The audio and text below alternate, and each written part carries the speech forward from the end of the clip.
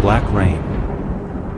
Every drop fell heavy, as if the sky itself was bleeding. Lightning split the clouds, but the light brought no comfort. Only shadows. In the small forgotten village, all windows were shut. No children on the streets, no sound of life. Only fear. Fear that had lived here for centuries. Alex, a writer hungry for stories, arrived.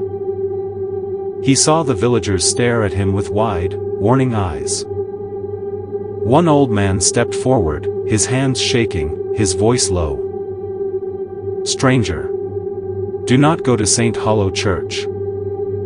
Do not even speak its name. In that place, prayers do not rise. They sink." But Alex smiled. He had heard warnings before. He believed only in words written by men, not in curses whispered by the frightened. He climbed the hill. The church stood like a corpse of stone against the storm. Its gates, rusted, heavy, crying out as he pushed them open. Inside, silence. The air was cold, heavier than the rain outside. The smell of smoke, of ash, of something rotten. Benches lay broken. Candles melted into long, twisted shapes. And on the walls, prayers. But not as he had known them. Each one carved backward, as if faith had been turned inside out. Alex whispered. Who would carve holy words like this? The shadows on the walls seemed to breathe.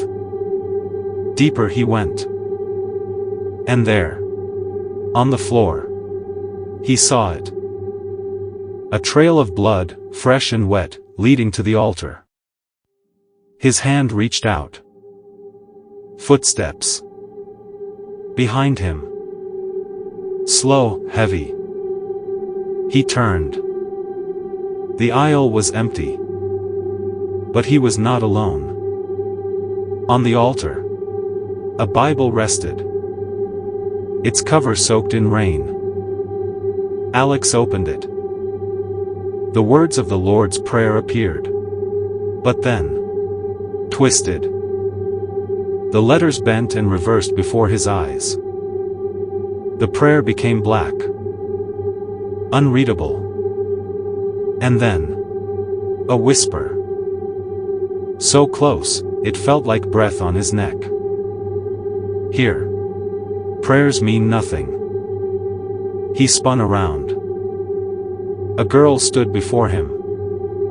White dress, soaked, clinging to her skin. Her hair, long and black, covered her face. She whispered, broken and weak. I was the last. The last to pray here. Her head snapped up. Her eyes. Empty white. She screamed. And her body dissolved into smoke. Alex staggered back. The doors behind him slammed shut. The clock above the altar struck midnight. 1, 2, 12 times. But the sound kept going. 13, 14. One by one, the candles lit themselves. Shadows stretched across the walls. And the statues of saints cracked. From their eyes, blood poured like tears. And then, voices. 1,000 voices, whispering in unison. From the walls, from the floor. From the air. Faith is not enough. From the altar, something began to crawl. A body, but not of flesh. Its skin was made of burned paper. Prayers turned to ash, clinging to its bones. Every time it opened its mouth, black dust spilled out. Alex raised his cross and shouted, "In the name of Christ, leave this place." The creature laughed. Its voice was hundreds speaking as one. "The more you pray, the stronger I become." Black wind rushed through the church. Rain poured in through shattered glass, but the rain was not water. It was shadow, thick, suffocating. The statues collapsed. The girl appeared again. Closer this time.